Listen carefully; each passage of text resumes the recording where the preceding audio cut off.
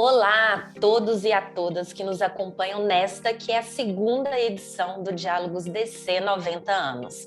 Essa é uma iniciativa do Jornal Diário do Comércio que tem o objetivo de debater temas relevantes e baseados nos Objetivos de Desenvolvimento Sustentável, os ODS da ONU, para a construção de um futuro melhor e uma sociedade mais justa e igualitária.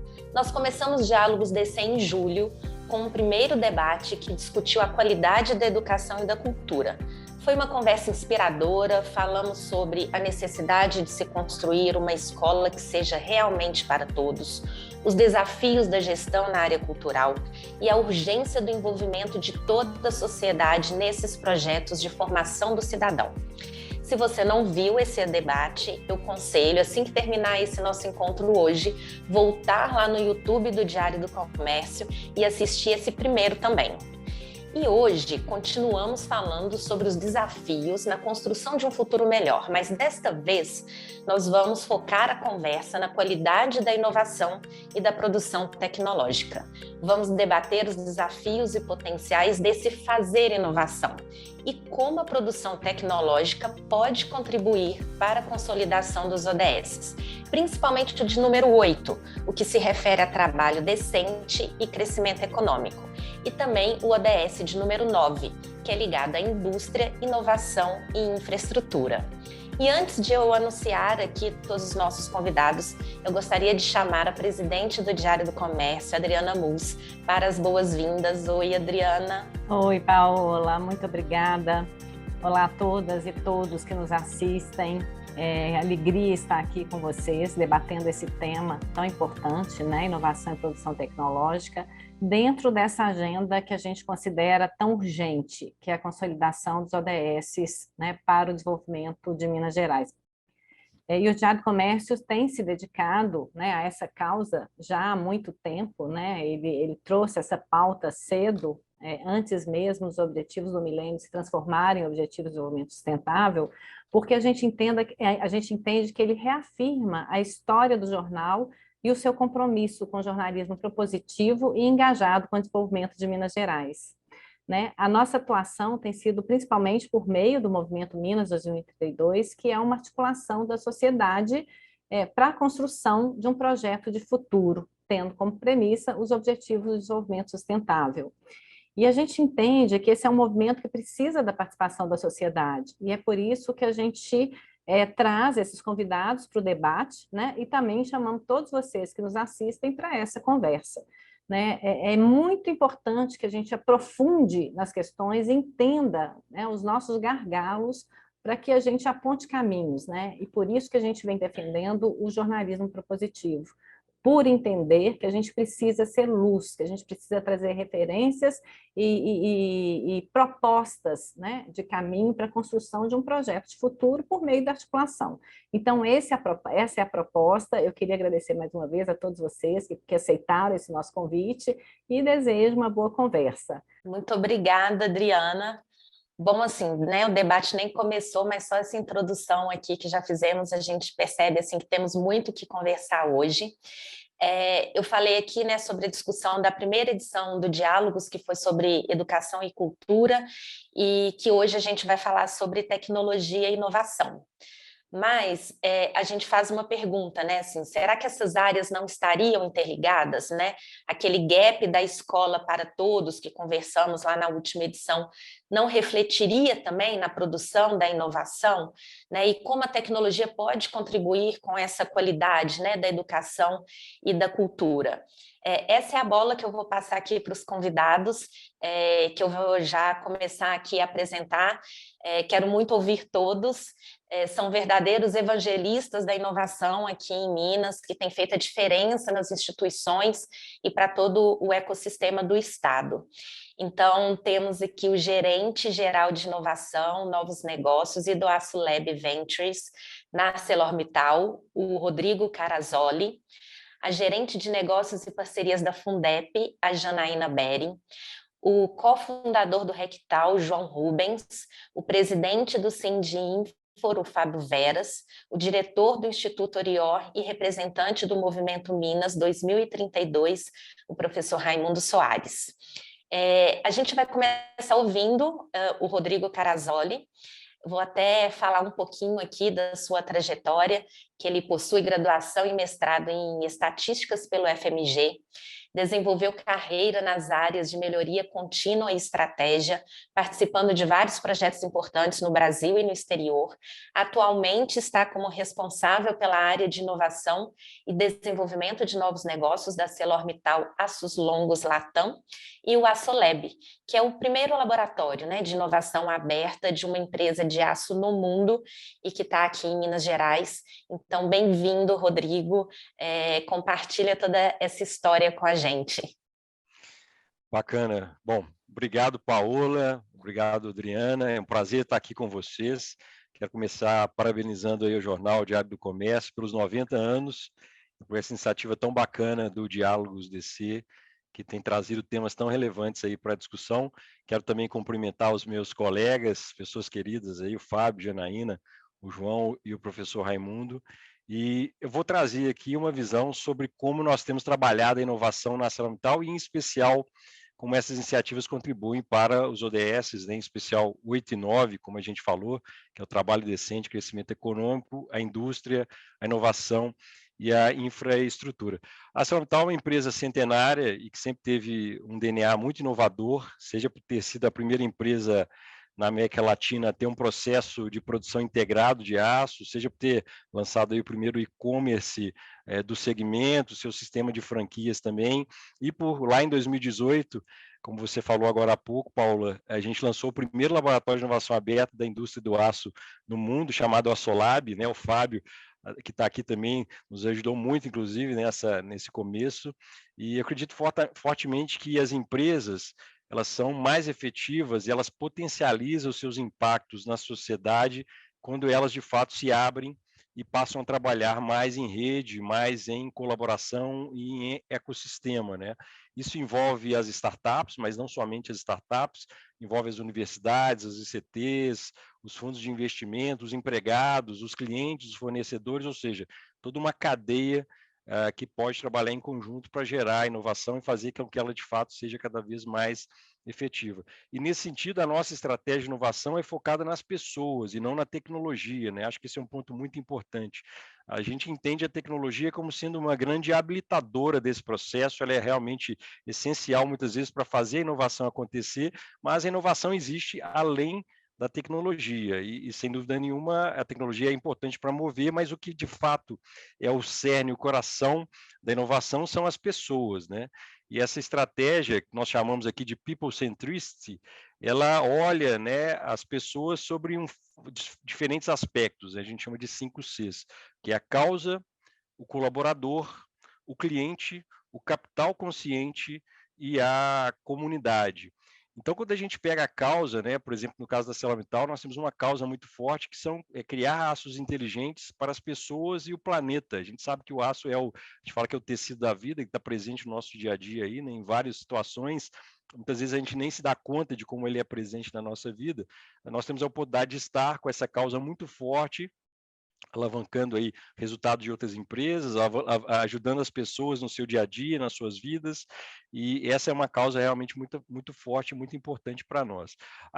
Quando a gente fala de colaborador, a gente trabalha com a cultura, né, muito fortemente com os comportamentos da cultura. Então, empoderamento, abertura, humildade, colaboração, foco do cliente, né, o nosso objetivo é empoderar as pessoas para que elas tragam as suas melhores versões para a empresa e, com isso, consigam ser cada vez mais produtivas, mais felizes e mais engajadas naquilo que elas fazem. Existem diversas formas de se fazer isso. No nosso caso, na ArcelorMittal, a gente pratica aqui, por exemplo, algumas formas. A gente tem uma estratégia aqui de embaixadores da inovação, um grupo de 80 pessoas espalhadas pela empresa inteira, no Brasil inteiro, que trabalham, são voluntários e trabalham conosco, promovendo a inovação, levando a inovação, multiplicando esse conceito e fazendo com que ela seja cada vez mais descentralizada, que ela permeie a organização como um todo, que ela capture e consiga fazer as oportunidades de fato se tornarem realidade. Quando a gente fala do cliente, né, o terceiro C aí dessa equação, o cliente é a razão da existência. Ele, na verdade, é que faz, que guia a inovação, né? E nesse caso, o nosso objetivo é entender as suas necessidades, entender a sua jornada e criar coisas de fato que vão o surpreender. Para isso a gente tem várias iniciativas. Eu vou, por exemplo, posso destacar aqui uma parceria muito forte que a gente tem com o Senai. Nós temos um centro de inovação que criamos junto com o Senai, chamado CIAMI, é o Centro de Inovação ArcelorMittal para a Indústria. Ele funciona na unidade do Senai aqui de Belo Horizonte, mas nos liga a toda a rede Senai no Brasil inteiro, o que nos permite exercitar não só a pesquisa, o desenvolvimento e inovação, mas também capacitações em temas que são estratégicos, acesso a equipamentos, né, e análises de ponta. Então, é uma rede, como eu falei, de colaboração. Citando um outro exemplo, por exemplo, com a USP, nós temos uma cátedra chamada Cátedra Construindo o Amanhã. Essa cátedra está baseada em 3 pilares: o pilar do ambiente colaborativo, onde a gente está estudando a construção do amanhã. Então, como podemos fazer soluções, não só a ArcelorMittal, mas a ArcelorMittal participando de uma cadeia, como eu falei, em rede, pensando na construção do futuro, pensando em construções que vão cada vez trazer mais produtividade, menos desperdício, né, mais efetivamente geração de valor ali para toda a cadeia envolvida. A gente tem a parte de desenvolvimentos técnicos também, onde desenvolvemos produtos em parceria com a USP e a cadeia, desenvolvimento de pessoas também. Então, temos aí projetos sociais, cursos que nós promovemos também, em conjunto com parceiros. Na parte do capital consciente, muito importante destacar também o fundo de investimento em startups, né, o Corporate Venture Capital, uma estratégia cada vez mais presente no mercado. Esse ano, se olharem nas notícias recentes, aí vão ver só esse ano mais de 5 empresas criando fundos de investimento em startups. Nós criamos o nosso no ano passado, é um fundo de 110 milhões de reais, e a gente aplica o conceito do que a gente chama de smart money, né? Ou seja, muito mais do que o dinheiro, muito mais do que levar ali, né, o valor financeiro, que óbvio é importante, mas não é o mais importante. A gente leva toda a expertise, tudo que a empresa pode oferecer, né, as conexões, né, todos os conhecimentos ali que muitas vezes as startups, as pequenas empresas inovadoras não têm, para poder fazê-la alavancar os seus resultados, serem cada vez mais robustas e ser uma relação ganha-ganha, uma parceria de muito sucesso.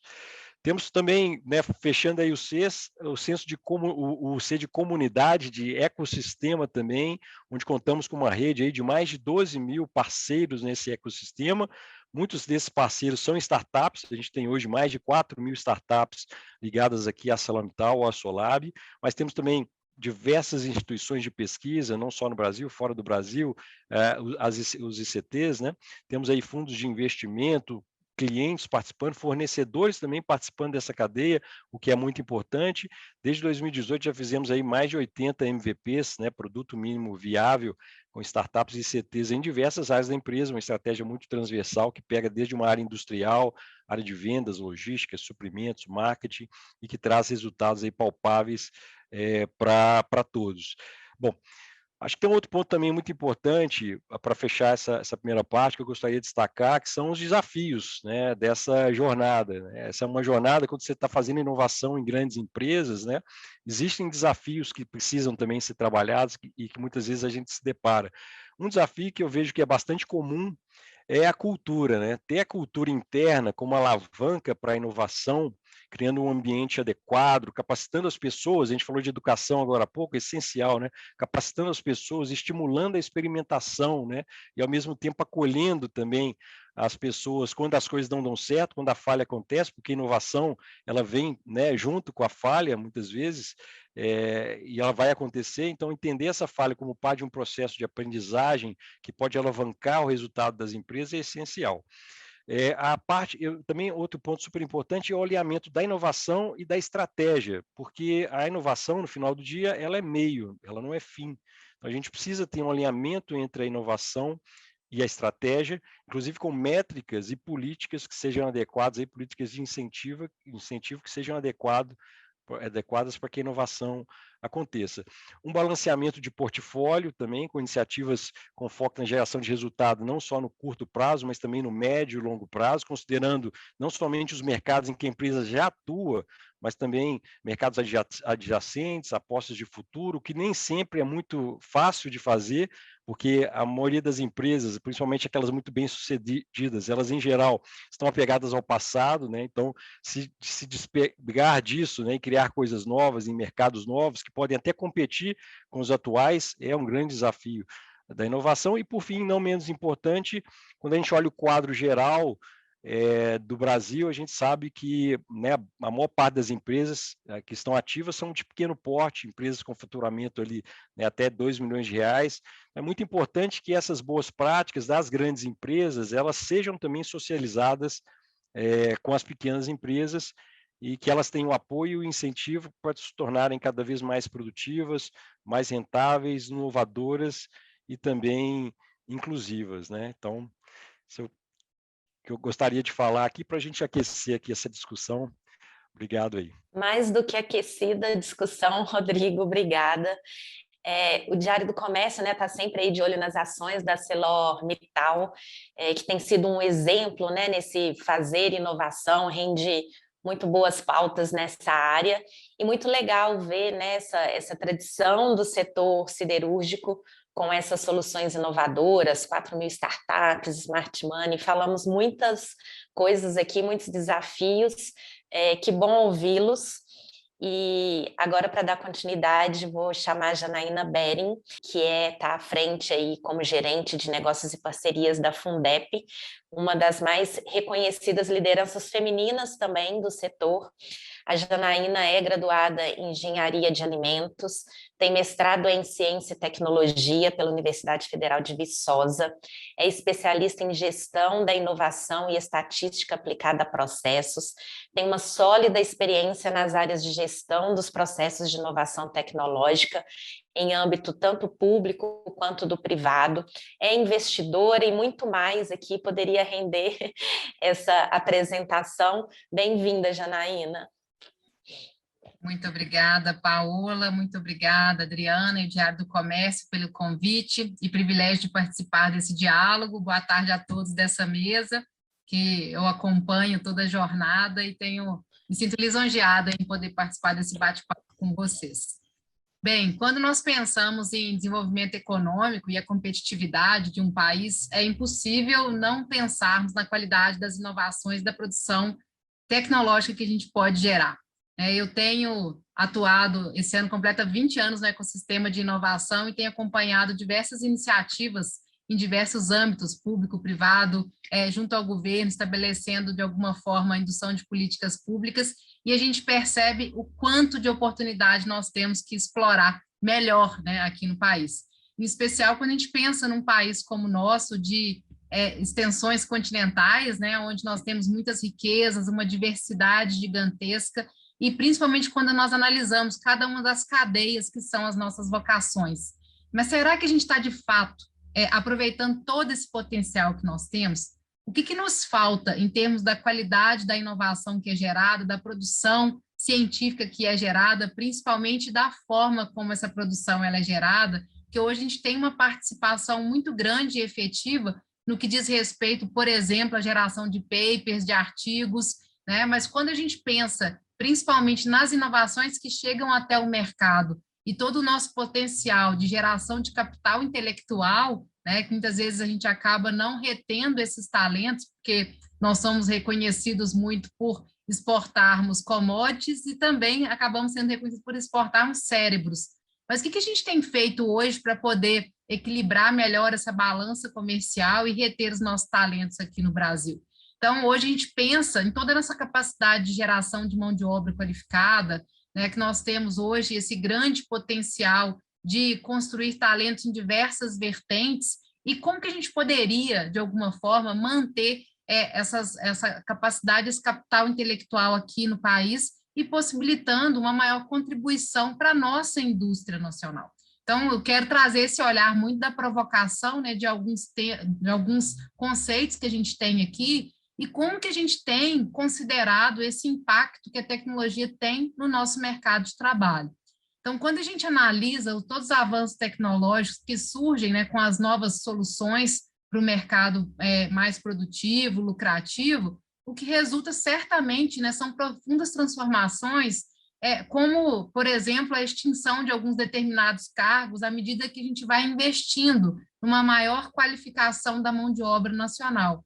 E com isso também surgem novas profissões. A gente tem acompanhado, a própria pandemia nos trouxe, né, várias transformações digitais que foram aceleradas, que talvez pudessem acontecer, mas novos empregos foram gerados, novas profissões foram construídas, e a gente precisa, então, pensar em qual que é a estratégia nacional, não apenas do governo, né, mas de Estado, para que a gente possa robustecer essa construção e o desenvolvimento de tecnologias e inovações, também pensando na formação de pessoas. A gente já acompanha um grande gap, né, de mão de obra qualificada, principalmente quando pensamos em programadores, que já há uma projeção significativa de déficit de mão de obra, mas o que a gente tem feito para construir essa formação, tanto no nível técnico quanto no nível profissional, para abastecer toda essa demanda de mão de obra qualificada para essas inovações em níveis, né? Quando a gente pensa, por exemplo, da mobilidade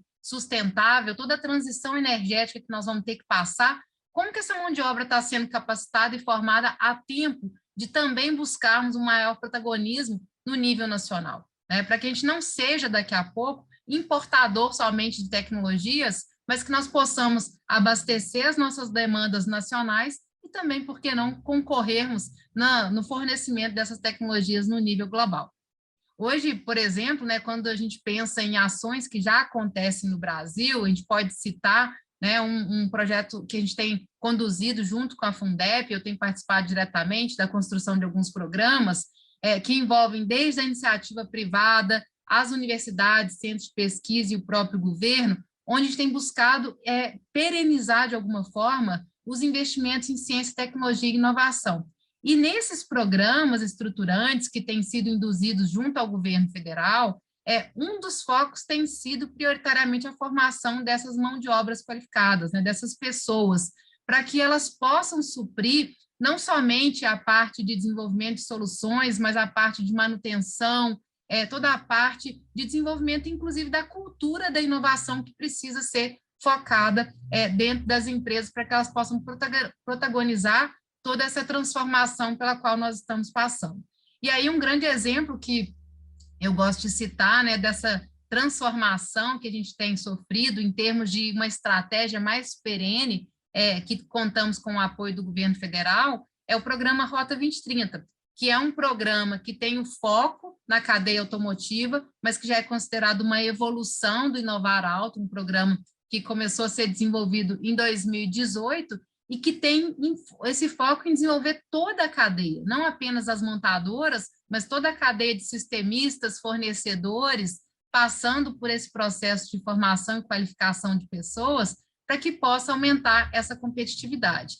E aí, por meio de uma construção colaborativa que envolveu diversas entidades de classe, além da academia, do governo, foi estruturada uma política pública, né, que permite o fomento a investimentos em pesquisa, desenvolvimento e inovação, pensando também no curto prazo, né, não somente no curto prazo, né, lógico, nós precisamos pensar na perenidade desses investimentos, mas pensando em já trazer soluções que possam aumentar a qualidade dos produtos que estão sendo gerados e também pensando, né, em outras ODS, além daquelas que são nosso foco de hoje, né, ODS 8 e 9, mas também outras que, por exemplo, pensam na redução de emissões, né, e tentando atrelar todos os desenvolvimentos, né, os objetivos de desenvolvimento sustentável trazidos nesse programa. Então, a partir desse programa, que tem todo, né, esse foco, como o Rodrigo comentou muito bem, a colaboração, o pensamento em ecossistema, né, ser elo de conexão, desenvolver a cultura da inovação, nós buscamos perenizar esse investimento em pesquisa. Então, a partir de uma renúncia fiscal, né, de uma portaria que foi instituída, as empresas elas assumem um compromisso de investir em projetos de pesquisa, desenvolvimento e inovação, e com isso a gente conseguiu construir um fundo da ordem de 1 bilhão para aumentar o desenvolvimento de toda uma cadeia. Então, hoje nós somos coordenadores de 3 das 6 linhas prioritárias, sendo que uma delas está relacionada a propulsões alternativas, segurança veicular, toda a parte de conectividade, onde a gente já começa a ver o acoplamento também com outros setores e com outras cadeias, para que a gente possa, de uma forma estruturada, sistemática, garantir que esses investimentos eles aconteçam, promovendo o desenvolvimento de toda uma cadeia. E como, né, é o foco da nossa conversa hoje, pensando em como e quais são as principais competências que precisam ser desenvolvidas para que a gente possa garantir essa perenidade e o investimento de forma assertiva em soluções para toda essa cadeia. Além, né, desse programa, a gente pode citar outros exemplos de colaboração, de espaços compartilhados, como o Centro de Tecnologia em Nanotecnologia, o CT Vacinas e o próprio Centro de Inteligência Artificial em Saúde, onde nós temos uma relação direta com o Ministério de Ciência e Tecnologia, que são espaços compartilhados que visam atender às demandas da sociedade, promovendo soluções para resolver algumas questões, como foi o caso, né, da vacina que está sendo desenvolvida para o coronavírus, os próprios postos de testagem que foram desenvolvidos. Enfim, então, o que nós pretendemos é, de fato, trabalhar em modelos, né, que tenham essa capacidade de apoiar não apenas o desenvolvimento de soluções de uma forma estruturada, perene, né, que assegure a qualidade da inovação e dessa produção tecnológica que vai ser desenvolvida, mas também contribuir para a formação de pessoas, aliado, então, a esses objetivos 8 e 9, que são o foco desse bate-papo. Então, quando a gente pensa nessa visão de futuro, né, o que a gente tenta buscar, como o próprio Rodrigo comentou, né, o aço é o tecido do mundo, a gente precisa pensar quais que são as estratégias, né, de co-desenvolvimento de soluções que cada empresa e cada cadeia tem procurado. Quais são as formas de colaboração onde nós otimizamos os recursos, e aí recursos em todas as naturezas, sejam pessoas, né, seja infraestrutura, seja recurso financeiro, para que a gente possa maximizar os resultados obtidos dessa exploração, né, digamos assim, e desenvolvimento de soluções. E como que a gente potencializa esses resultados, maximizando esses recursos que podem ser utilizados. Enfim, então, acho que guardadas as peculiaridades de cada cadeia, a colaboração ela pode ser uma forma onde nós conseguimos maximizar, né, esses resultados obtidos, conseguindo dessa forma potencializar também ao máximo a utilização dessa mão de obra qualificada e, quando necessário, construindo programas de formação de pessoas, pensando em quais são as novas oportunidades e desafios que serão gerados também da agora para frente. Então, mais uma vez eu agradeço e fico aqui à disposição para a gente instigar um pouco esse bate-papo. Obrigada, Janaína, por sua apresentação e por essas questões, né? Acho que a gente tem muitas provocações aqui para responder no debate. Falar de inovação, de fato, é também falar sobre preparar pessoas, competências, recursos para futuros, né? Talvez falando aí até em futuros no plural. Então, por último, a gente vai ouvir aqui o João Rubens, que é o cofundador do Rectal, que é um case de sucesso assim, em Minas Gerais, né? Um festival de inovação e criatividade com mais de 800 palestras, shows, workshops que acontecem em Santa Rita do Sapucaí, que é uma história à parte, né? Uma cidadezinha do sul de Minas, mas que tem uma história incrível associada à tecnologia, ao pioneirismo também de uma mulher visionária, que é berço de soluções inovadoras, mas acho que o João vai falar aqui melhor do que eu sobre Santa Rita do Sapucaí. Então, bem-vindo, João. Ô, gente, obrigado aí. Valeu pelo convite. Vai ser um prazer aí poder estar falando um pouco. Não tem como falar de Rectal se não falar da história de Santa Rita, né? É uma cidade de 40 mil habitantes que eu digo que é quase como se fosse um buraco negro no Brasil, onde ninguém entende como acontece, né? Um polo de tecnologia improvável, né? Onde a gente consegue misturar uma cultura interiorana de 40 mil habitantes, onde eu costumo dizer que as pessoas ainda vão no domingo à noite na igreja matriz, na praça principal, comer um cachorro quente, enquanto ao mesmo tempo as pessoas estão sentadas nas mesas conversando sobre inteligência artificial como se fosse um papo normal para uma cidade de 40 mil habitantes. Mas isso é normal aqui só, em poucos lugares, e Santa Rita é um lugar desse, né? E isso, assim, é super necessário para falar sobre o Hacktown, porque o Hacktown, eu acredito que ele é um exemplo, né? E é o que a gente veste muito a bandeira de quando a gente fala de inovação e tecnologia, que não tem como falar sobre esses temas se a gente não falar sobre a economia criativa como um todo, né? E o Hacktown é a celebração do futuro. Eu adorei essa palavra que você falou sobre a questão dos possíveis futuros, né? Eu acho que não existe um, existem vários possíveis, e o Hacktown ele é feito para poder debater todas essas possibilidades de futuro que existem, independente de quais sejam, para que a gente possa construir caminhos. O Hacktown não é um evento de resposta, ele é um evento de perguntas. E você sai com perguntas e perguntas de lá. Só que uma das coisas que a gente acredita é justamente isso. Quando a gente vê a história de Santa Rita e até do Brasil, a gente vê que a gente teve uma revolução, né, agrícola, a gente teve uma revolução industrial, e nós acreditamos muito que agora está na hora da revolução criativa.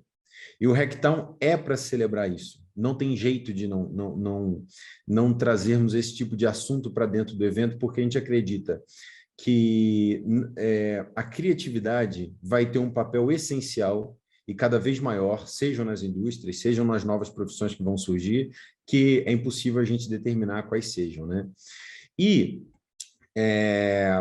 assim, eu acho que tem duas visões interessantes que eu quero passar para vocês aqui do Hacktown, que é uma visão sobre a questão nacional, mas também trazer uma visão regional que para a gente é super importante e tão importante quanto o nosso impacto nacional, tá?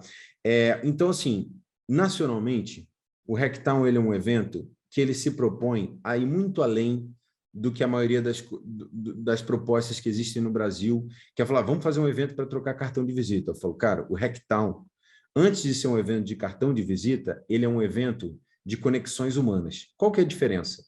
Porque com um cartão de visita, com uma troca de cartão de visita, a única coisa que você pode fazer é um negócio. Se você se conecta humanamente com alguém, uma das coisas que você pode fazer é um negócio. E isso muda tudo. Porque a gente está num processo, o Hacktown, eu sempre falo assim, nós temos a ideia de tentar fazer com que a partir do momento que você chegue na cidade e no evento, você não consiga cumprir seu plano A. Não consiga cumprir o que você planejou. Por quê? Porque a gente acredita que seu primeiro plano é muito ruim. Porque ele é totalmente baseado no teu status quo, é totalmente baseado na tua zona de conforto. E não há como a gente falar sobre inovação e futuro se nós deixarmos todo mundo nas caixinhas que nós viemos. Nós precisamos quebrar as barreiras. Então, o Hacktown é somente sobre isso, sobre a possibilidade de você parar de ouvir somente o que você gostaria e ouvir coisas que você nunca esperava e que transformarão os seus pontos de vista. E quando a gente fala, né, ideias diferentes, conexões de impacto, é justamente o que a gente acredita. Por quê? Porque a gente acredita se uma pessoa da área de tecnologia, uma pessoa que trabalha com produto digital, for na palestra de um músico e entender como é que um músico usa o digital para escalar o produto dele, que é a música, né? Que é um segmento totalmente diferente, são essas conexões que serão as mais poderosas que você pode fazer para que você possa sair realmente das ideias ali limitantes que você teria somente do teu contexto. Então, o Hacktown é uma celebração do diferente, é uma celebração do fora do comum, porque nós queremos que você realmente consiga sair daqui com muito diferente do que você entrou. E a gente acha que esse choque ele é necessário. Eu falo assim, que eu conheço gente, né? Ontem mesmo eu estava conversando com uma pessoa que falou, João, essa startup aqui eu criei, ele está querendo voltar agora como patrocinador do evento, e a startup surgiu no Hacktown. Né, justamente por causa dessas possibilidades, não só de um debate, mas também de conexões humanas. Né? Eu falo que no Hacktown, as pessoas elas vão, por exemplo, elas curtem o evento, e como a gente cria um festival realmente, de uma celebração da criatividade, onde a gente traz não só a pessoa da tecnologia, mas a gente também traz o chefe de cozinha, o artesão, a empresa de madeira, e a gente coloca todas essas pessoas para conversarem em ciclos diferentes a todo momento. A primeira apresentação que as pessoas fazem no Hacktown não é do cargo. Você se conecta como pessoa. E talvez lá para frente, daqui a 2 horas, quando você está batendo um papo com ele, quando você já foi para um bar com ele conversar, você vai descobrir, pô, a pessoa é diretora de inovação de tal lugar. Mas aí a conexão humana já foi feita e ela é muito mais poderosa do que somente uma conexão de cartão de visita, que eu gosto de explicar, né? Então, assim, nós temos quando a gente pensa muito no nosso objetivo nacional, é ser essa referência do que a gente pode conseguir transformar o mundo através, porque assim, não existe inovação que parta das máquinas, por enquanto. As inovações revolucionárias vêm dos problemas que nós, seres humanos, vivemos, temos contato, nos inspiramos, porque a gente fala, o mundo hoje em dia, ele está muito ligado ao como das coisas, ao ferramental, mas ninguém está pensando no inspiracional, é onde você vai refletir e vai transformar as coisas que você pensa para ir pensar em ideias diferentes. E não só, tipo, qual ferramenta eu posso usar para mudar de A para A1. Não, eu quero de A para beta, de um outro alfabeto. Tá? E a gente acredita que essas conexões elas são super importantes e necessárias para que isso aconteça. E a gente vê que o nosso papel no Hacktown é conectar pessoas. E eu falo que a nossa maior dor é não conseguir ter uma métrica do que surgiu a partir do Hacktown no mundo, porque a gente sabe que é muita coisa, mas é pelo que vem. Mas eu fico pensando quantas pessoas, quantos negócios, quantas ideias, quantos projetos, quantas novas comunidades não surgiram simplesmente pelo Hacktown existir, saca? E a gente tem um case muito legal no Hacktown de um grupo de WhatsApp que surgiu, ele virou o maior grupo de WhatsApp do Brasil, chamado Exponential. Ele acabou se tornando uma vertente com vários grupos diferentes de várias temáticas, e isso tudo aconteceu por causa de um grupo de carona de 3 pessoas que estavam indo para o Hacktown, e aí começaram a adicionar mais gente nesse grupo do WhatsApp. Quando veio, ele lotou. A gente falou, cara, a gente vai precisar criar novos grupos de novas temáticas, e ele virou um grupo que percorre o Brasil inteiro com super temáticas diferentes só por causa de uma carona, né? Então, a gente olha muito aquela questão do efeito borboleta, né? De tipo, cara, o que uma ação dessa não pode gerar de transformação no Brasil inteiro? E não tem como a gente tirar essa questão dos humanos dentro desse cálculo que é super importante para a gente. Só que a questão é o seguinte, o Hacktown, ele também é um processo nós todos que estamos no Hacktown não somos assim santarritenses de natureza, mas a gente tem uma bandeira muito grande por Santa Rita e a gente não tem interesse em falar sobre o crescimento do Hacktown se a gente também não falar sobre o crescimento de Santa Rita, né? Então, nós temos dentro do evento, eu falo o seguinte, o Hacktown ele é uma chuva que vem para a cidade e ela cai, cara. Ela molha durante 4 dias a cidade inteira. Só que quando ela vai embora, as árvores nascem. E esse é o nosso objetivo. Nós queremos que a cidade se transforme também. E através disso, né, nós não podemos excluir a cidade do nosso contexto, dentro de 2 pontos. Primeiro, fornecedores, que a gente tenta trabalhar toda a economia da cidade inteira. Nós, sim, faz tempo, na verdade, desde o princípio do Hacktown, nós nunca tivemos interesse em ser um evento centralizador. Então, muitas coisas que o Hacktown faz, a galera chega aqui e fala, gente, como é que vocês conseguem organizar tudo? Aí a gente gosta de dizer, que fala, cara, faz tempo que a gente esqueceu a centralização longe da gente, né? Então, muitas coisas que acontecem, a galera sempre fala, pô, né, mas você não sabia que estava acontecendo isso? Eu falei, cara, não. E eu sou um dos fundadores, organizadores, muitas vezes eu não sei o que está acontecendo dentro do próprio festival, porque são outras vertentes que já se abriram, expandiram, foram validadas. O Hacktown é um verdadeiro momento de experimentação. Muitas coisas que acontecem no festival são coisas que acontecem porque elas foram provadas, organicamente elas surgiram, então a gente tem essa abertura muito grande. E então, assim, a gente tem essa visão de que a cidade... Essa vai ser qual edição, João? Vai ser a 6ª edição presencial. A 6ª presencial teve uma paradinha na pandemia. Exato. Tá. E aí, o que acontece? Nós temos essa visão, assim, inclusive porque Santa Rita hoje é uma cidade de 40 mil habitantes. A cidade, o evento ele não cresce mais por causa do limitante da própria cidade. Então, a gente tem que entender esse limitante, mas isso, na verdade, é um impulso para que a gente possa olhar a cidade e falar, pera, talvez o Hacktown seja o evento, a prova concreta, tipo, de um negócio que precisa considerar a cidade onde ele está presente como algo super estratégico, que precisa pegar na mão e falar, cara, a gente vai junto, porque se a gente não for junto, não vai dar certo. E a gente tem esse carinho e cuidado para poder fazer crescer, não desconsiderando todas essas partes. E, além disso, né, a gente acredita tanto nessa transformação que nós temos vários programas de incentivo, né, sociais dentro do Hacktown, e nós tem 3 tipos de pessoas que a gente não deixa que essas pessoas não vão no Hacktown. A primeira delas é toda pessoa que tem um potencial brilhante, mas não tem condições financeiras de ir no evento, essa pessoa precisa estar no evento, tá? O segundo deles é todo professor de escola pública da cidade precisa estar no evento. E também todo trabalhador do órgão público da cidade também precisa estar no evento.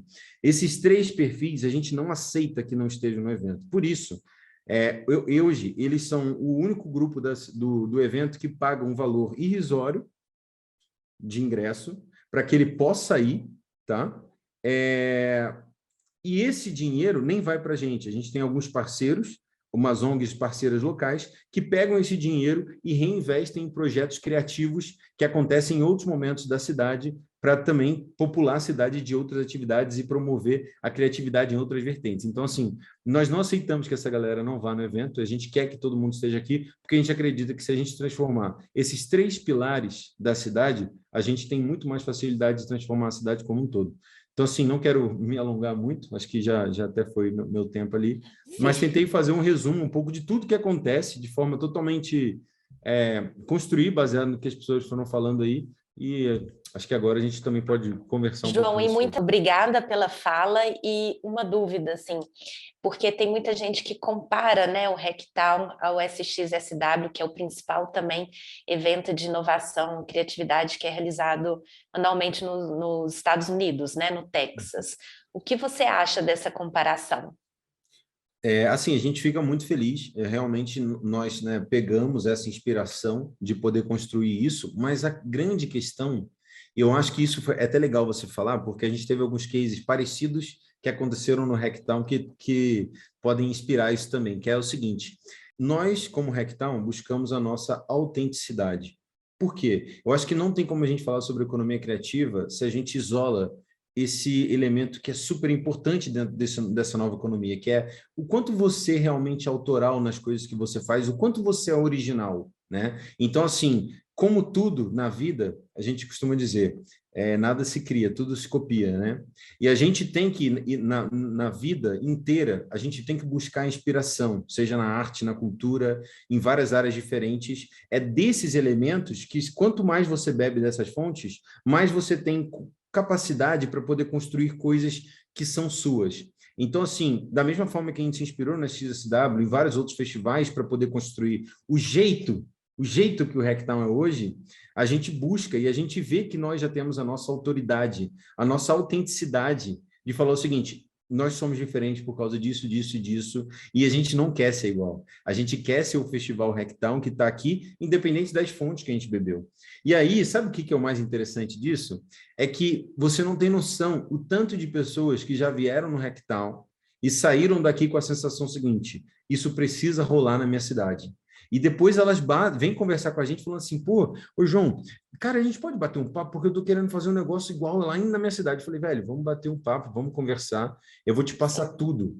Mas sabe qual que é o mais interessante disso? Porque eu sei que não vai ser igual. Sabe por quê? Porque os negócios verdadeiros, os novos negócios criativos e inovadores, eles vêm com uma questão muito importante, que é essa autenticidade, o quanto aquilo é autêntico seu, né? Sim. E o Hacktown, ele acontece em Santa Rita, não é por causa que a gente apontou o dedo e falou, não, vamos fazer naquela cidade. Não, o Hacktown, ele é só quando a gente leva ao exponencial o que a cidade já tinha de característica principal. Então, se todo mundo conseguir analisar isso no Brasil inteiro, falando, olha, o que eu tenho de especial, o que eu tenho de maior, assim, que exalta, e as pessoas me olham e falam, pô, cara, quando eu penso em você, eu penso nesses elementos, independente da tua fonte de inspiração, você sempre vai construir algo novo, porque você vai se adequar Sim. aquilo ao contexto onde você vive e onde você está Sim. construindo alguma coisa nova. Isso é muito interessante porque o Rodrigo, né, a Janaína falaram ali de pessoas, né, no centro assim dessa inovação. E aí quando a gente pega o Hacktown é um exemplo, né, em que as pessoas se colocam nessa posição, né? Tem muito da formação corporativa e das próprias iniciativas públicas, mas o Hacktown ele traz essa inspiração que pode ser essa virada de chave, né, na cabeça das pessoas, o que influencia ali a questão cultural e torna isso muito maior, né? Torna multiplicador, talvez. Exato. Então, vou chamar aqui agora o Fábio Veras, que é do Sindin, né? Presidente do Sindif e também do Conselho de Tecnologia e Inovação da FIENG, para o debate. Oi, Fábio, queremos te escutar sobre o que você considerou aí, todos os insights a partir dessas 3 primeiras falas. E queria também que você trouxesse um pouquinho da sua experiência e desse conhecimento, né, ao longo desse tempo aí que você tem no ecossistema de inovação aqui em Minas. Bom, obrigado, Paola. Olá, pessoal. Prazer estar aqui com todos vocês. Indo direto ao ponto, assim, eu hoje fui eleito presidente do Sindicato das Indústrias de Software, que são 4.800 empresas de TI em Minas, presido o Conselho de Tecnologia e Inovação da Federação das Indústrias e sou conselheiro do Conselho Consultivo da Anatel, também nomeado pelo Presidente da República, e a gente está relatando o 5G, e tenho uma experiência de desenvolvimento de startups, de comunidades, de criação de programas de aceleração, e sou empreendedor nesse campo, investidor também. Eu acredito muito na cultura startup como transversal a uma transformação que a gente precisa de modelo mental, fora do estereótipo, né? Fora da hype, de que é tudo muito legal e divertido, e acho que a gente vive num país onde isso tem amadurecido de uma maneira incrível, inclusive na parte do capital. Mas focando aqui nesses 90 anos incríveis, né, do Diário do Comércio, que realmente é um jornal que tem esse jornalismo propositivo, que é uma coisa meio paradoxal, porque o jornalismo devia ser imparcial nas redações, mas, na verdade, eu consigo entender muito bem como leitor do jornal. É incrível como a gente se identifica com um novo negócio específico, o nome de uma empresa real, e é assim, muito legal. E esse papel, né, dos sucessores de um grande visionário aqui fazendo a continuidade dessa trajetória de uma instituição de Minas. E aqui, então, a Adriana, né, na liderança dessa iniciativa do que será 2032, reuniu pessoas incríveis e o resumo que eu faço, ou o traço comum, né, é que todos aqui são líderes autênticos e verdadeiros na sua ação, na sua iniciativa, né? Adriana, na perspectiva não só do empreendimento jornalístico, mas é uma liderança que busca debater Minas Gerais, que busca congregar pessoas para refletir sobre isso, criar articulações, como o professor Raimundo bem colocou, e participa dessa articulação. A Arcelor também, aí eu estou falando de novo de liderança, como elo comum para fazer uma conclusão, né?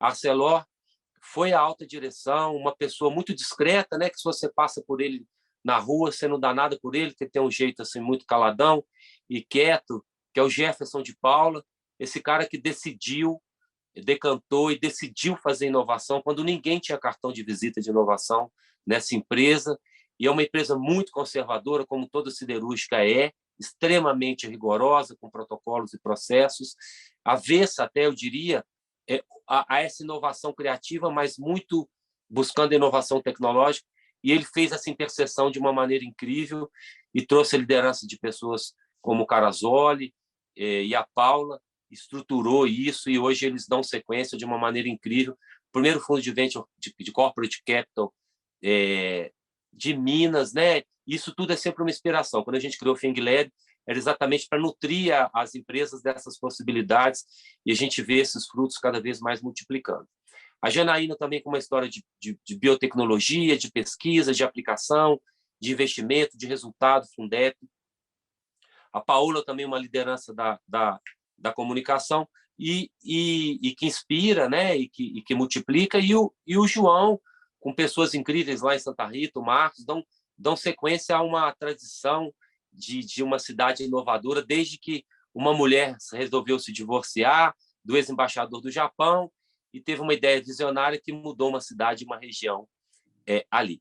O que eu trago, assim, todos nós vivemos num mundo de excelência do que acreditamos, vivemos com propósito e estamos, se não no estado da arte, pelo menos buscando nos conectar com o que é tendência para a inovação dentro dessa vinculação que faz o Diário do Comércio com os ODS, né? Emprego de qualidade e crescimento. O ponto que eu acho que a gente deve aqui trazer, e eu concluo como provocação a nossa reflexão, é o seguinte: de quem tem mais de 25 anos para mais no Brasil, menos de 49% concluíram o ensino médio. Então, quem tem 25 anos para frente, menos de 49% conclui o ensino médio. E quem conclui o ensino médio no Brasil, aí eu vou pegar o estado de São Paulo, quase 97%, 96,7%, ao final do ensino médio, ou seja, no terceiro ano, tem um conhecimento de matemática, e eu estou falando de São Paulo, equivalente ao da conclusão da 7ª série do ensino fundamental. E em São Paulo, menos de 95% de quem conclui o ensino médio tem uma proficiência em português equivalente à 8ª série. Significa que esses meninos na matemática ficaram equivalente à 8ª, 9ª, 1º, 2º e 3º, dormindo, porque eles não aprenderam nada, verificado com uma medição ao final do ensino médio. E, da mesma forma, no português, dormiram 4 anos. Então, nós estamos numa super hype aqui. O Edmar Baixa, em 74, criou aquela expressão Belíndia, né? Brasil da Bélgica, o Brasil da Índia, e ela se desatualizou, porque o PIB da Índia é mais do que o dobro do que o PIB do Brasil, uma proficiência em matemática, em inglês incrível, que é uma língua, entre aspas, nativa, e nós ficamos para trás. Então, o que nós estamos debatendo aqui, se como sociedade de um capital intelectual individualmente rico, mas comunidade coletiva baixíssimo, porque o índice de proficiência em 2021 foi inferior ao de 10 anos atrás, ao de 2010. Claro que a pandemia contribuiu nisso, mas nós retrocedemos. Então, nós estamos falando de que inclusão, né? Eu acho que a gente não é mais Belíndia, como Suiçanda, né? É a Suíça e Uganda. Então, o Brasil que está aqui nesse debate é a Suíça. Nós somos uma parte pequena dessa população, mas nós não conseguimos consensos sequer para reduzir um número dramático do ensino médio, que é histórico. E não falta exemplos, né? Paradoxalmente, é Sobral, no Ceará, que tem uma proficiência adequada de 70%. Então, assim, o que adianta a gente falar do gap de mão de obra de tecnologia, que é brutal, das novas metodologias de desenvolvimento empresarial, da oxigenação da gestão corporativa através da inovação de índices de produtividade, se nós estamos sendo incapazes de ter futuro, porque nós não teremos futuro nessa esteira de pobreza, de desinformação, desconhecimento e, infelizmente, de desmotivação. Então, acho que a grande questão é como nos unimos, de fato, não para resolver o problema da educação, que sim é grave, foi objeto do primeiro debate, mas por algo que nos dê futuro, porque nós estamos sem futuro e não adianta nós morarmos em habitações incríveis se os nossos filhos aqui da Suíça vão para as mesmas ruas que os filhos de Uganda e serão os parceiros, os amigos, enfim, aqueles que vão compor esse nosso tecido social. Então, a provocação que eu faço assim: nós todos aqui nesse painel estamos num nível de excelência incrível, nos conhecemos e nos convergimos, mas para que, afinal, isso está acontecendo, né? Muito obrigada, Fábio, pelas provocações. Vou até chamar o professor Raimundo Soares agora para dar continuidade a essas provocações. Ok, obrigado, Paola. Boa tarde a todos. Gente, a maior satisfação em estar participando dessa mesa. Temos aqui histórias fantásticas, histórias referenciais, sobre todos os aspectos. Sobre um aspecto de uma experiência pública, no caso de Fundep, uma experiência privada, no caso da ArcelorMittal, o Hacktown. Impressionante o trabalho, o resultado que estão fazendo. E, João, relaxa, viu? A gente saber as consequências da nossa existência não está nem para uma vida a gente descobrir.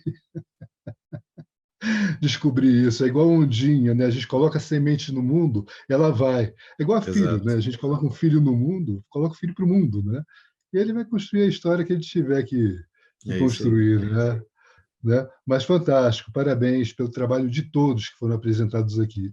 Eu vou colocar um olhar mais biossistêmico, onde está centrado na vida, né? Nesses movimentos, no que está ocorrendo. Biossistemicamente, inovação é vida. A inovação está presente na natureza, em todas as suas dimensões, em todas as espécies. O vírus da gripe vem dando show de bola em cima da gente há séculos. A gente inventa desafios e ele traz respostas, né? Traz respostas cada vez mais poderosas e aí nós derruba um monte de nós, da espécie humana, e a gente coloca outros desafios, a gente inventa também outros desafios. Então, o criar, o inovar, ele faz parte da vida. Ele faz parte da vida. Se a gente pensar na humanidade, nos processos civilizatórios, a cada época a humanidade vem dando resposta aos seus desafios. A gente vem melhorando. Se olharmos historicamente, a longevidade vem melhorando, né? A educação, com uma série de críticas, no todo, ela vem melhorando. Então, a humanidade ela vem dando respostas aos desafios da sua época, né? E hoje, realmente, nós estamos numa crise civilizatória. Temos desafio em tudo que pode ter desafio, né? Desafios políticos, desafios ambientais, desafios sociais, desafios econômicos. E a questão é como é que nós canalizamos inovação para dar resposta aos desafios da nossa época. Quando nós vamos percebendo, né, a fala de cada um de vocês, como a Paola comentou, não por acaso, todos colocaram no centro o humano. Porque uma organização, literalmente, o que é? Humanos. Um país, o que é? Humanos. Se nós pegarmos todos os brasileiros e colocarmos no Japão, pegarmos todos os japoneses e colocarmos aqui no espaço que a gente chama de Brasil, onde é que está o Brasil, onde é que está o Japão? Se a gente olha o planeta de cima, eu havia comentado isso anteriormente, no outro encontro, não tem Argentina azulzinho, Brasil amarelinho, Chile vermelhinho, não tem. O que tem são agrupamentos de humanos que vivem em uma certa comunidade. Nós aqui, por exemplo, nós nos chamamos de brasileiros, tem outros que reconhecem a gente como brasileiros, e pronto, está acordado. Mas é algo que está no mental nosso. No mental. E nos matamos por esse mental. O que vocês propõem, cada uma das iniciativas, é muito bonito ver isso, são comunidades de desenvolvimento. Porque ao evoluir, a civilização evoluir, as sociedades evoluírem, não evolui todo mundo ao mesmo tempo. Como é que isso se dá? Através de comunidades de desenvolvimento. Indivíduos que estão atentos ao futuro, atentos aos dilemas do presente e desenvolvem formas para resolver os problemas do presente. E vão caminhando para uma outra trajetória. Isso são comunidades de desenvolvimento. E nós estamos aqui diante de 3 comunidades de desenvolvimento. É muito especial quem tem essa experiência de conviver com vocês. Eu tenho um orgulho de ter participado na ArcelorMittal, no seu planejamento estratégico do desenvolvimento sustentável lá, vi a semente da inovação nascendo, uma inovação aberta, fantástica, né? Tanto o movimento da sustentabilidade quanto o movimento da inovação é referência, né, Rodrigo? É referência para a matriz e se tornou referência para o mundo, dentro do setor. É fantástico o trabalho que vocês estão fazendo. A Janaína colocou uma questão muito séria, que é uma inovação para um projeto de nação. Qual é o projeto de nação? Qual é o projeto? E aí a questão que eu coloco para vocês é a seguinte: como essas comunidades de desenvolvimento aqui presentes, como que elas podem fazer para se juntar em torno de um projeto de nação, uma premissa de não deixar ninguém para trás até 2030, que foi bem colocado pelo Veras. Nós temos vários Brasis.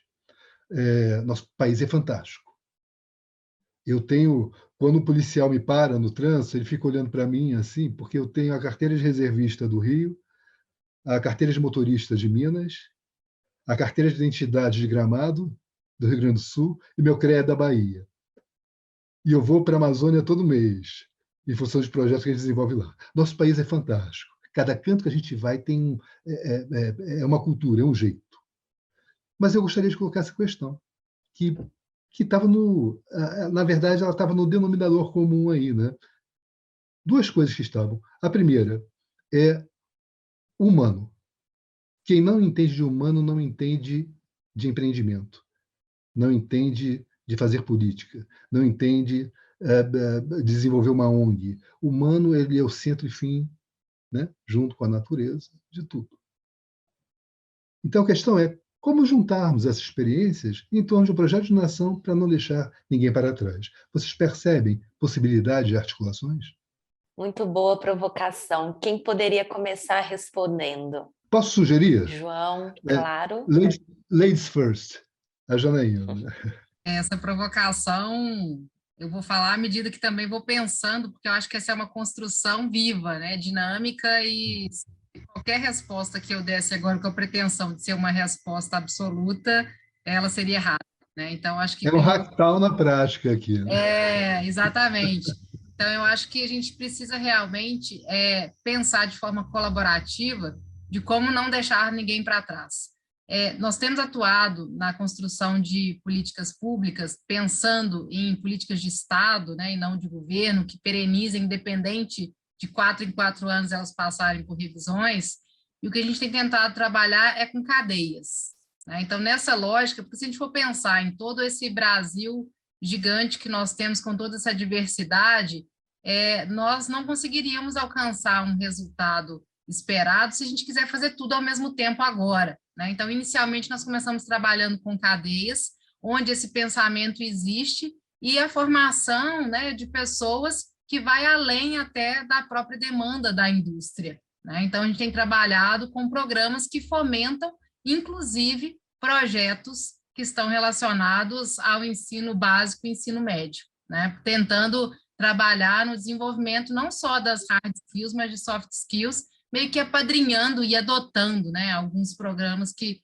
estão hoje em vigor. Essa semana, por exemplo, eu conheci um projeto que achei fantástico, da Oi Futuro, onde eles têm 1.000 alunos que são formados no ensino médio, né, para que eles possam depois ter mais oportunidade de se integrarem ao ecossistema. Então, eu acho que uma forma que nós temos adotado e estamos abertos a dialogar com outras cadeias é construindo, né, de uma forma ainda verticalizada, mas pensando naquela cadeia onde a gente consegue. Só que a gente tem trabalhado hoje com várias cadeias. Então, com a cadeia automotiva, com a cadeia da mineração, com a cadeia do óleo e gás, com a cadeia do agronegócio, na esperança de que, em algum momento, as convergências e o grupamento desses setores se dê de uma forma integral, no sentido onde a gente consiga não deixar ninguém para trás, pensando de forma sustentável em todas as vertentes,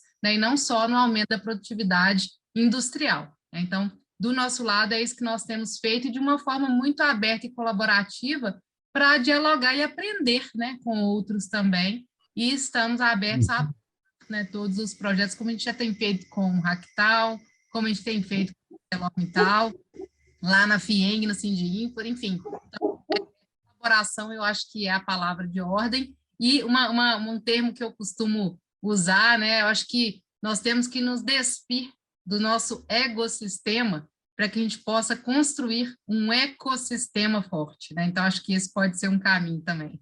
Posso continuar aqui na mesma linha da Janaína. Eu vejo assim, empresas grandes como a ArcelorMittal, empresas que têm aí, né, líderes de mercado, posições de destaque, são grandes formadores de opinião, né? Tem uma capacidade de mover as suas cadeias de uma forma bastante intensa.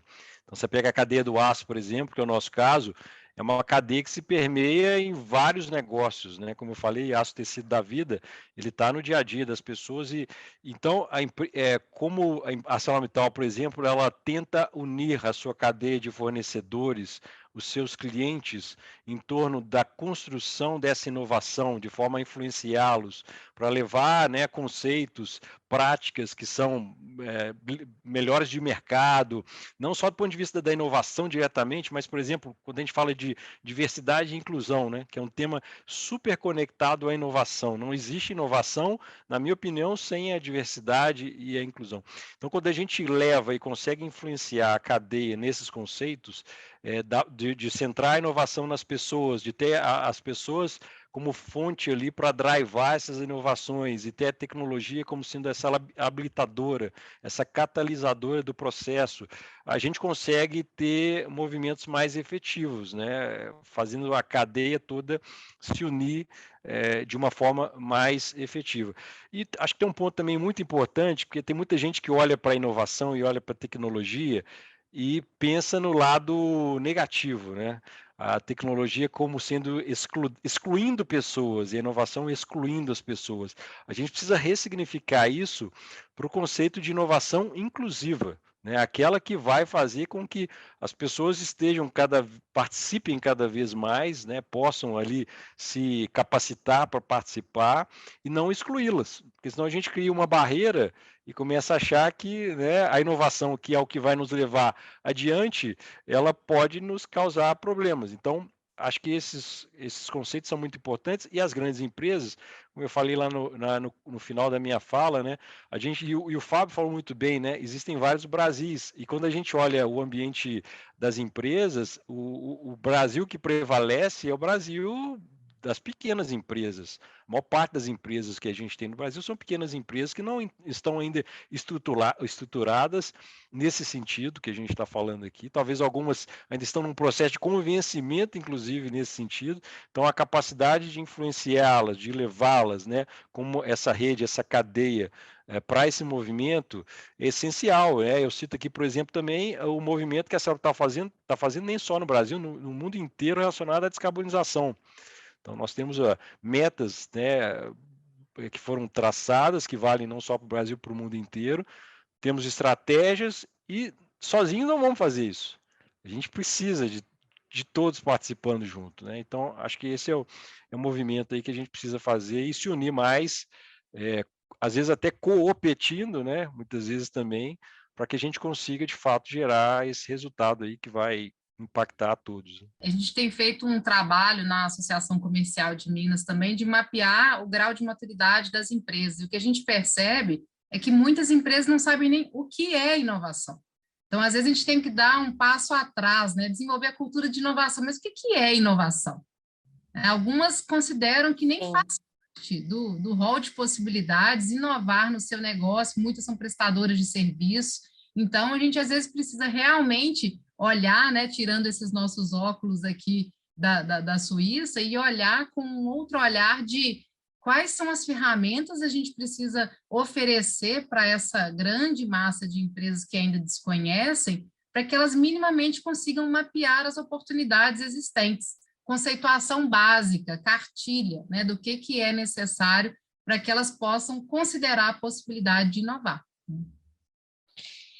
Eu também vou fazer um adendo aqui, porque é interessante isso, porque existem muitas oportunidades, né? A gente está falando de inovação não necessariamente apenas de tecnologia ou do universo digital, né? Então, assim, como o João também trouxe ali, dessas discussões, por exemplo, sobre inteligência artificial, existe ali, né, dentro de várias novas áreas, falando aí de indústria, da indústria ao Web3, ao metaverso, né, profissões que ainda não existem, né? Então, se a gente está falando também de uma formação de ensino médio e de outras crianças e adolescentes, talvez sejam para profissões que ainda não existem. Então, expor também todo mundo a novas oportunidades seria, pegando um gancho também aqui no que o professor Raimundo falou, nesse projeto de nação, né, nesse projeto de Estado, né, de o que vamos desenvolver como pessoas, também como recursos e como novas oportunidades. Como que você vê isso, João? Assim, porque acaba que ali no Rectal, né, participam as empresas que são referências em tecnologia, tem ali o Inatel, tem uma escola também técnica, né, em tecnologia. Qual que é a sua percepção assim, em relação a essas oportunidades, a essas novas oportunidades, talvez? Então, você falou uma coisa que eu acho que talvez uma das coisas que eu acho mais importantes de tudo, que é a questão da referência.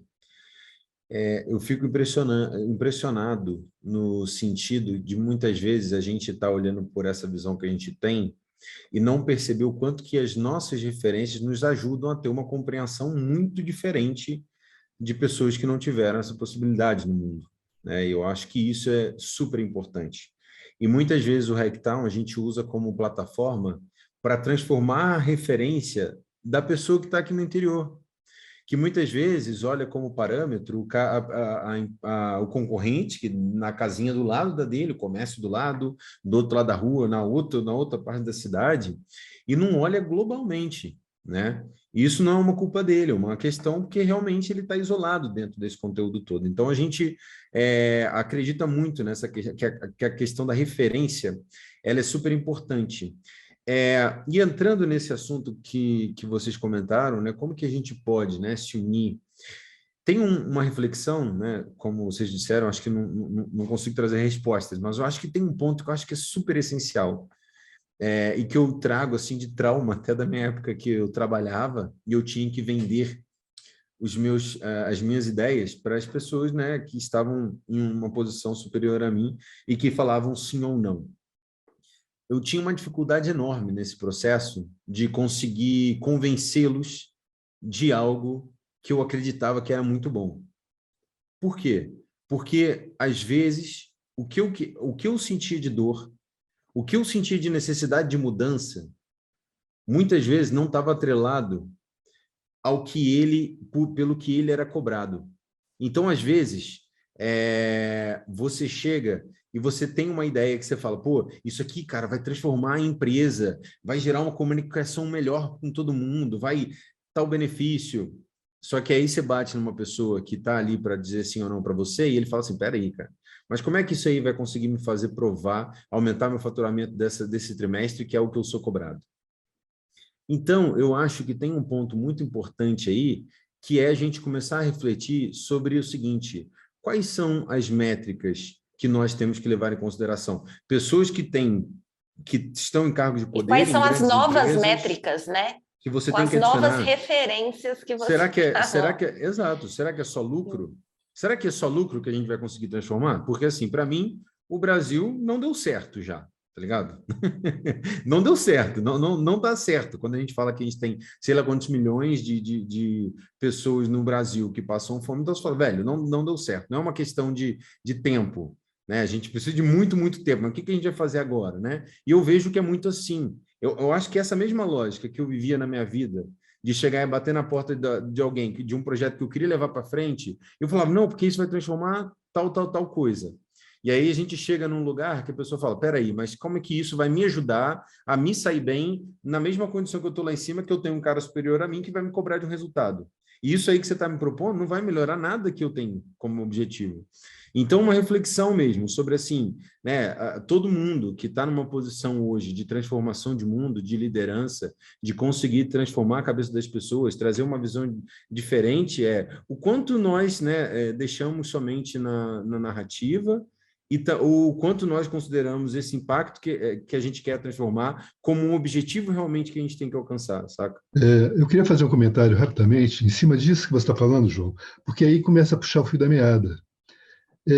Nós conversamos no outro encontro que a maioria das pessoas no mundo é boa, a grande maioria está dando o melhor de si, e quando a gente junta o melhor de si de toda essa gente boa, emerge um cenário que a maioria das pessoas não concordam, né? O que está por trás dessas crises, que é uma crise civilizatória, é a qualidade da nossa liderança. A qualidade da nossa liderança. Nós temos uma crise de liderança. E aí, esses transformadores, eles devem ser poliglotas organizacionais, poliglotas da natureza humana, porque está todo mundo exercendo a sua natureza e dando o melhor de si. Eu não conheço ninguém que acorde, hoje eu vou ferrar com aquela organização, hoje eu vou ferrar com essa sociedade. Conscientemente não, mas ferra. Percebe? Repito, consciente não, mas ferra e está dando o melhor de si. E aí tem pessoas que têm a natureza de empreendimento que o olhar dele é o seguinte, quanto é que eu ganho nisso? E a natureza pergunta isso também, sabe? A cada relação que tem a natureza tem um ganho lá, tem uma troca, tem uma colaboração. São questões legítimas que têm que ter respostas. Aí outro coloca, mas e a sociedade, e o planeta, como é que eles vivem? É outra questão legítima, mas é uma natureza distinta de pessoa. Né? Aí os transformadores têm que aprender a lidar com essas naturezas distintas. Falar na linguagem dele como é que ele cresce com isso. Cada um, cada olhar desse. Esse é o desafio. É quando um olhar tenta se impor ao outro. Esse é o problema das democracias que não existe no mundo. Né? A não ser em algumas regiões. Né? O desafio é se legitimar e legitimar o outro, a natureza distinta, e trazer uma resposta que inclua a esses olhares, a esses distintos olhares de mundo. Mas com relação à inovação, só dando um dado aqui, nas informações mais recentes, o mundo investiu 19% do PIB, mais ou menos, do PIB global. Né? Cresceu isso aí em inovação, cresceu 19%. O Brasil, comparado à média mundial, a média mundial está em 1,79, mais ou menos, e o Brasil está em 1,29, sendo que a cada 5 países, 4 investem menos de 1%. Só que o Brasil é a 10ª economia do mundo. Né? Então, nós temos um desafio aí também em investimento em inovação enorme. É fundamental esse projeto de nação articulado com o Plano Nacional de Inovação. Isso é fundamental. E eu gostaria de colocar uma sugestão aqui para a Janaína, onde ela está trabalhando nas cadeias, propor um encontro entre as cadeias, para que se debata num projeto de nação a inovação articulada a isso. Okay? Fica uma sugestão para a Janaína. No caso do Rodrigo, uma sugestão também, colocar no checklist da inovação. Eu sei que vocês já têm isso, que é a premissa da sustentabilidade, né? Porque a gente sabe que o maior desafio é desenvolver a cultura, né? A cultura de inovação. Né? A cultura de inovação. Mas intensificar e espalhar isso pela cadeia, espalhar isso em outras cadeias, o que vocês já fazem. Vocês têm isso no checklist. A premissa da sustentabilidade de não deixar ninguém para trás. Eu me recordo disso. Tá? E no caso do Hackathon, você está fazendo um trabalho fantástico, João. Fantástico. Quando você chama os professores, quando chama os governantes para participarem, essa solução de vocês, nossa, é fantástica. Tem mais é que disseminar isso, espalhar isso pelo Brasil, pelo mundo. Quem estiver fazendo, a gente sabe que tem outros encontros, que uma coisa que é fantástica que vocês estão fazendo, a gente percebeu nos outros também, que a gente está num mundo que as pessoas não se encontram, se esbarram, né? Se esbarram. E vocês estão promovendo encontro. Isso faz toda a diferença. Faz toda a diferença. É disseminar cada vez mais isso aí, espalhar. Tem que ter filiais aí em todos os estados, nos mais de 5 mil municípios brasileiros. Tem que ter filial do Hackathon. Parabéns, tá, João? Parabéns mesmo pelo trabalho. Mas, gente, fica aí a sugestão, Janaína, promover um encontro focado num projeto de Estado chamando as cadeias. A cadeia da automobilística não é qualquer cadeia. Quando ela declina a economia do país. Porque aí vai plástico, aí vai pneu, aí vai, vai uma série de setores que estão vinculados ao setor automobilístico. Né? Fica a sugestão. O que você acha? Professor, para te dar um alento, esse movimento já começou, tá?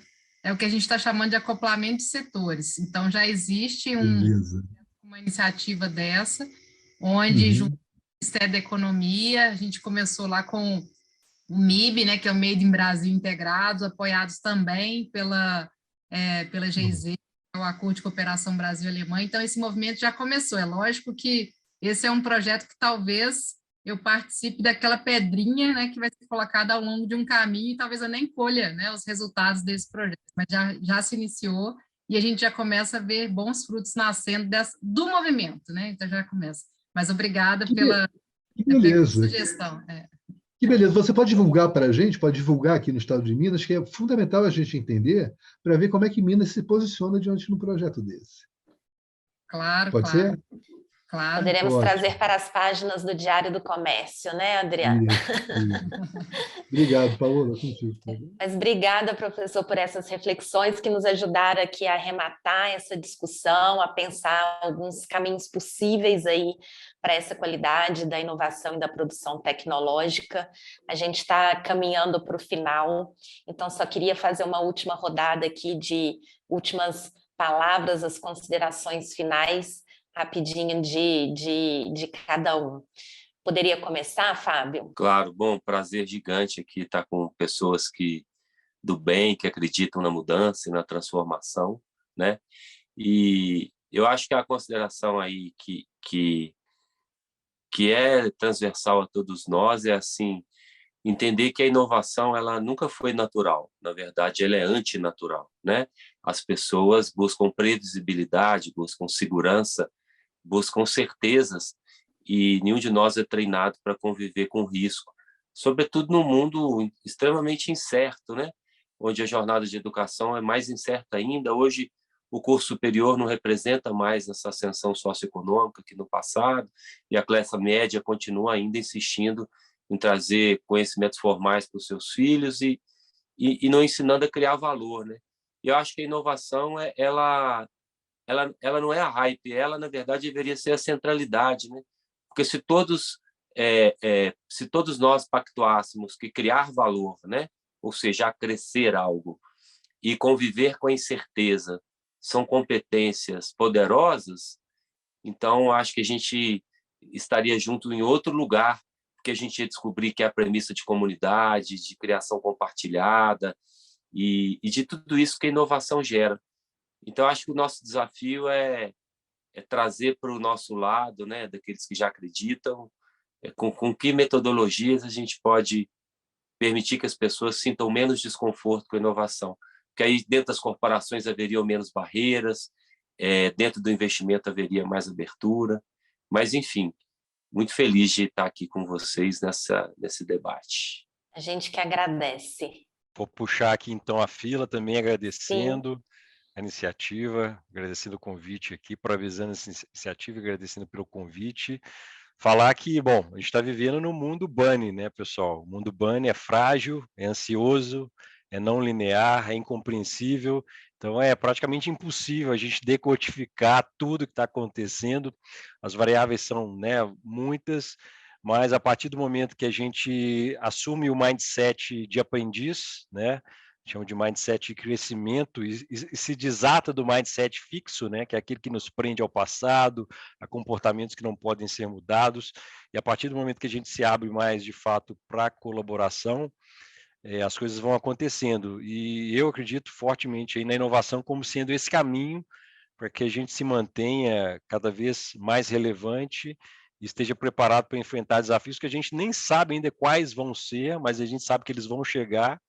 Então a gente precisa, né, focar nas pessoas, entender aí a tecnologia como um meio, não como um fim, né, e se abrir a essa colaboração, que é o que de fato vai nos mover a esses novos resultados, a essa nova sociedade, é tudo isso que a gente espera aí evoluir como pessoas, seres humanos, como nação, né? Então, obrigado aí. Eu gostaria de agradecer mais uma vez pelo privilégio, né, de participar dessa mesa. Eu me considero uma eterna aprendiz, então cada vez que eu participo de diálogos com mestres que eu tanto admiro, eu me sinto privilegiada. E parabenizar o Diário do Comércio pelos 90 anos também. E nesse mundo, né, como foi já ressaltado, onde a única certeza que nós temos é a mudança, e que a inovação, de fato, ela é uma constante, né? Ela vai ser sempre necessária para que a gente possa se transformar à medida que essas incertezas venham. Eu luto muito para que a gente consiga ter uma política nacional, né, que tenha a inovação como pilar estratégico do desenvolvimento econômico.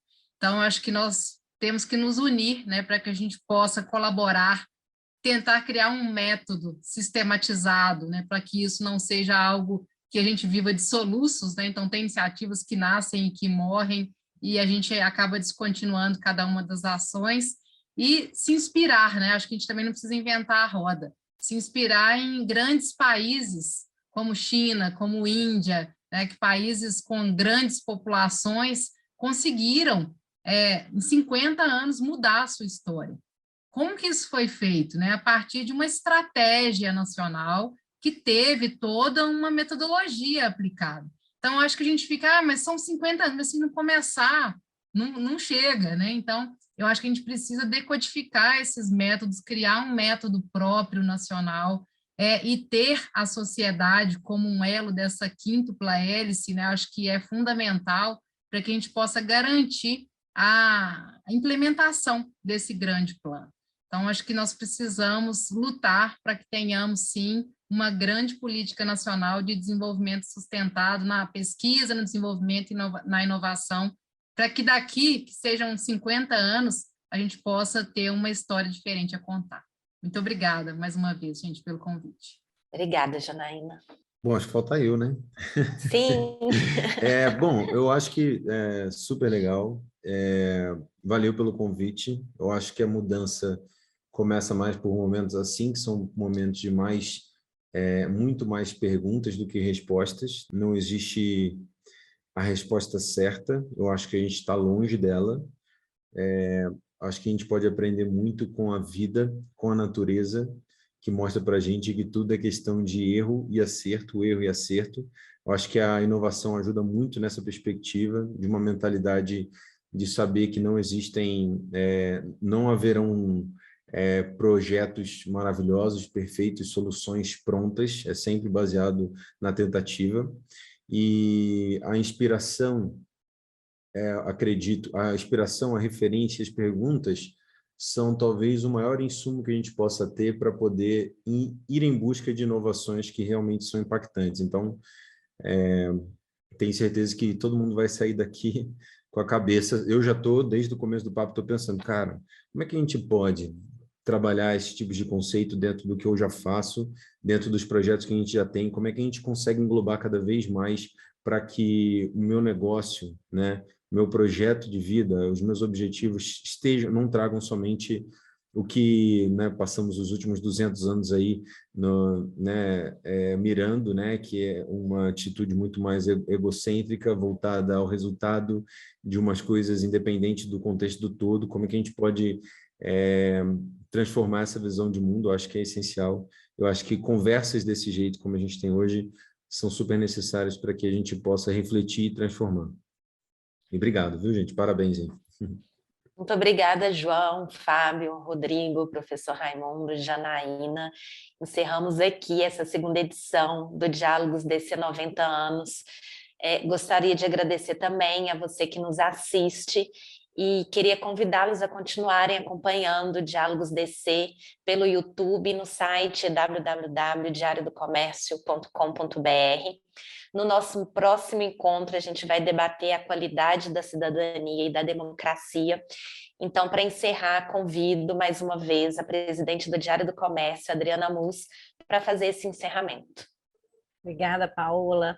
Bom, mais uma vez eu queria agradecer ao Rodrigo, Fábio, professor Raimundo, João e Janaína.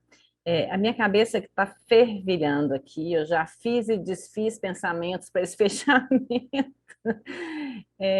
porque, de fato, as questões são complexas, né?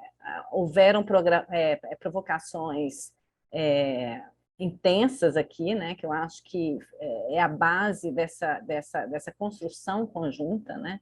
Mas algumas palavras, de fato, foram chaves, né? O ser humano no centro de tudo, né? A colaboração e articulação, a importância da liderança, né? E eu queria trazer mais alguns elementos que eu considero, assim, né? Quando o Fábio coloca, né, desses números desastrosos que a gente tem que superar, né? O João fala que a gente falhou enquanto, né, o Brasil não deu certo, quer dizer, a gente está falhando enquanto sociedade, né? Por outro lado, a gente vê empresas como a Celor, que na verdade, sabe, não sei se você sabe disso, Rodrigo, mas a Celor foi uma das inspiradoras para que o Diálogos DC acontecesse. Então, quando a gente vê empresas, né, atuando da forma que a Celor atua, com essa visão integrada de ecossistema, de sua responsabilidade, né, enfim, a gente vê que também tem caminhos possíveis, né? Mas esse caminho dos futuros possíveis, né, João, ele passa por uma mudança. Primeiro, eu acho que é por uma ousadia, como você colocou, João, uma ousadia no nosso projeto de vida. Nós precisamos ser ousados, né? E acreditar que somos, sim, capazes de, com a nossa ousadia, fazer as transformações necessárias, né? E aí nós, lideranças, e sociedade de uma maneira geral, se apropriar de sua responsabilidade nesse processo, né? A gente vive, e aí é uma questão cultural, a gente vive uma cultura de apontar dedos, de jogar responsabilidade para o outro, nunca é minha, né? Então, aí passa por um processo de educação, sei lá, de desafio, se desafiar enquanto indivíduo para sair do lugar comum, como o João coloca, né, que é o objetivo do hackathon, né? E aí tem uma outra questão, quando o Fábio coloca a educação, quer dizer, a gente tem vários desafios colocados aqui, alguns de políticas públicas, articulação, etc., mas a gente também tem desafios profundos, né? Quando a gente entra no tema, de novo, da educação, a gente precisa da criatividade para inovar, a gente precisa, né, celebrar a criatividade, mas vamos olhar para a nossa primeira infância, por exemplo. Como é que a gente vai superar esses níveis aí do ensino fundamental, médio, se a gente não está olhando para a nossa primeira infância? E olha, eu não estou falando de primeira infância geral, né? Assim, para aqueles que não têm acesso à educação ou que não têm enfim, oportunidades. Eu estou dizendo para a gente se desafiar, enquanto indivíduos, na educação dos nossos próprios filhos, por exemplo, né? Porque a gente não é educado, a gente repete padrões e a gente não é educado para favorecer um ambiente de criatividade, de autonomia, né? Então, são questões muito profundas que a gente precisa olhar primeiro para a gente enquanto indivíduos, para depois transformar a sociedade que a gente está inserido nela, né? Então, tem questões muito profundas e que precisam ser debatidas, mas, né, esse é o debate, o objetivo desse debate é essa construção conjunta, né, e a gente tem realmente se apegado muito na nossa responsabilidade enquanto veículo de comunicação, de provocar essa discussão para a gente ter um futuro que a gente acredita que merece. Então, mais uma vez, muito obrigada. Acompanhe os diálogos DC. E eu queria fechar com um convite, né, professor, para não deixar ninguém para trás. Venham para o Movimento Minas 2032, participem dessa construção conosco. Santa Rita já está, Celor já está, fica o convite aberto, né, aos demais aí. Tá bom? Mais uma vez, muito obrigada. E obrigada a quem está aqui nos assistindo também.